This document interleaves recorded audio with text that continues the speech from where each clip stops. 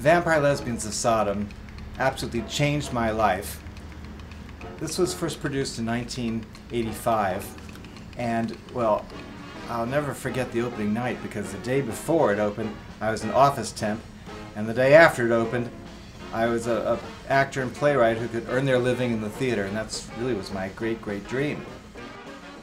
I wrote it very quickly, and I called all of my dearest friends who had all been basically told they were unemployable in the theater, and we rehearsed it about 5 times, spent about, really honestly, about $36 on the whole thing, and we each invited about 10 people, and we were sold out, and it was so much fun, and it just it kind of took off, and we kept doing another weekend and another weekend, and eventually there were lines down the block to see Vampire Lesbians of Sodom.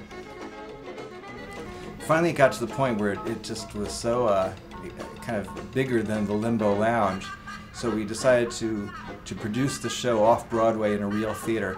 Oh, the opening night was so extraordinary because well, we had this little urchin named Joey who was working backstage, literally was pulling the curtain open, and this little urchin had run outside and found an early copy of the New York Times, and he came back in and said, "The review is out."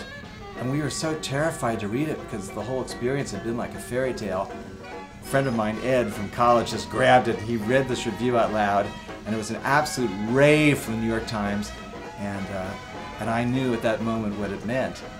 And the show ran 5 years. It's one of the longest running plays in the history of off-Broadway. On one hand, it's a series of almost like vaudeville sketches.